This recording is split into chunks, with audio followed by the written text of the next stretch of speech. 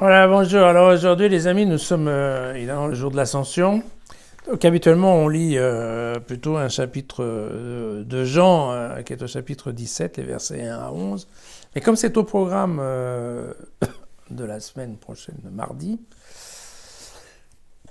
j'ai souhaité aujourd'hui plutôt vous prendre le livre des Actes des Apôtres, de façon à ne pas se répéter, et puis comme ça, on peut maintenir le flux régulier de Saint Jean la semaine prochaine. C'est plus intéressant.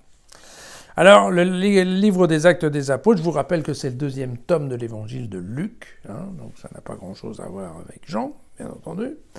Et c'est dans ce deuxième tome que Luc va nous raconter l'Ascension et, bien entendu, la Pentecôte. D'accord. Et donc, je voudrais vous lire ce texte des Actes des Apôtres au chapitre 1, les versets 6 à 14.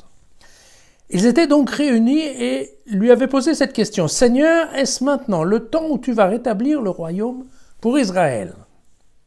Alors il leur dit « Vous n'avez pas à connaître les temps et les moments que le Père a fixés de sa propre autorité.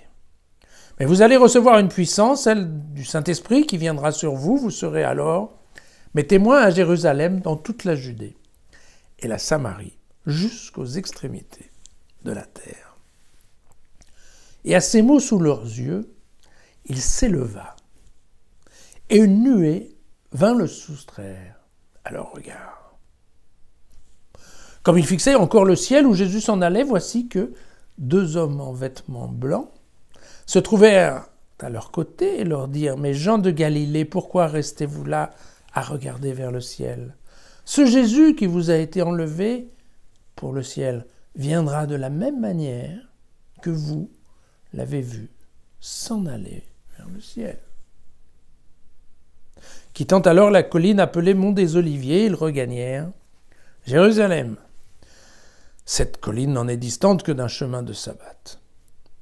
À leur retour, ils montèrent dans la chambre haute où se trouvaient Pierre, Jean, Jacques, André, Philippe et Thomas, Barthélemy et Matthieu, Jacques, fils d'Alphée, Simon le Zélote et Jude, le fils de Jacques. Tous unanimes étaient assidus à la prière, avec quelques femmes, dont Marie, la mère de Jésus, et avec les frères de Jésus.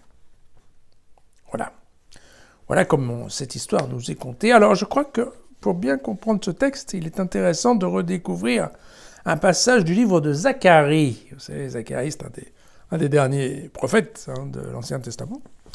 Et au chapitre 14, voilà ce qu'il nous raconte. En ce jour-là, ses pieds se poseront sur le mont des Oliviers qui est en face de Jérusalem à l'Orient. Le mont des Oliviers se fendra par le milieu d'est en ouest, changé en une immense vallée. Une moitié de la montagne reculera vers le nord et l'autre vers le sud. Alors, vous fuirez par la vallée de mes montagnes, car la vallée des montagnes atteindra Assal. Vous fuirez tout comme vous avez fui le tremblement de terre à l'époque d'Osias, le roi de Juda. Puis le Seigneur, mon Dieu, arrivera, accompagné de tous ses saints. En ce jour-là, il n'y aura plus ni luminaire, ni froidure, ni gel. Ce sera un jour unique. Le Seigneur le connaît. Il n'y aura plus de jour et de nuit, mais à l'heure du soir brillera la lumière. En ce jour-là, des eaux vives sortiront de Jérusalem, moitié vers la mer orientale, moitié vers la mer occidentale. Il en sera ainsi l'été comme l'hiver. Alors, le Seigneur se montrera le roi de toute la terre. En ce jour-là, le Seigneur sera unique et son nom unique. Jérusalem demeurera en sécurité. Voilà. Donc, vous voyez que cette vision un peu bizarre du retour du Seigneur, eh bien, vous voyez, comme par hasard, ça se passait au pied du mont des Oliviers, c'est-à-dire en fait à Béthanie. Car en fait, c'est pas écrit dans le détail, mais c'est ça. Tandis au pied du mont des Oliviers, en fait, on parle de Béthanie. Alors, vous voyez que bon. Je voudrais aussi vous relire le deuxième livre du roi, le deuxième livre des rois au chapitre 2. Voici ce qui arriva quand le Seigneur fit monter Élie au ciel, dans la tempête. Élie et Élisée quittaient Gilgal, c'est une ville dans la Bible.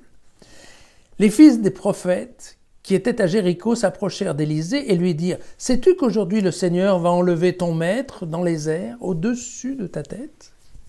Il répondit « Je le sais, moi aussi, taisez-vous. » Et tandis qu'ils poursuivaient leur route tout en parlant, voici qu'un char de feu et ses chevaux de feu les séparèrent l'un de l'autre. Élie monta au ciel dans la tempête. Voilà. Un dernier point peut-être en Jean, chapitre 12, verset 32. « Pour moi, quand j'aurai été élevé de terre, j'attirerai à moi tous les hommes. » Par ces paroles, il indiquait de quelle mort il allait mourir. Voilà. Pour Jean, plus que le terme ascension, il faudrait parler du terme élévation, car vous vous souvenez, cette triptyque, comme je le dis souvent, de la passion, de la crucifixion et, bien entendu, de la résurrection, mais de l'ascension. C'est évident qu'il y a un parallèle, vous vous souvenez, je vous avais déjà dit, avec l'élévation, l'élévation qui est un retour, en fait, vers le Père. Vous vous souvenez, on en avait parlé au chapitre 3 de l'évangile de Jean. Et comme Moïse a élevé le serpent dans le désert, il faut que le Fils de l'homme soit élevé, afin que quiconque croit ait en lui la vie éternelle.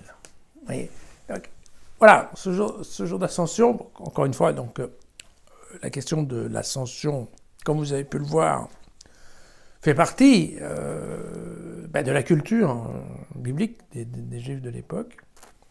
Et vous voyez qu'elle s'adapte particulièrement bien à cette notion d'élévation de l'évangile de Jean. Puisqu'en fait, de la même façon qu'il y avait cette élévation du corps du Christ sur la croix, vous savez, quand on monte en fait la barre transversale, et donc cette idée de parallèle avec le serpent d'airain sur le bâton de Moïse, eh bien vous voyez que là encore on parle de l'élévation du Christ vers son Père. Donc voilà, en fait, probablement le mot élévation est plus judicieux que le mot ascension, mais bon, ça reste un jour férié quand même. À demain.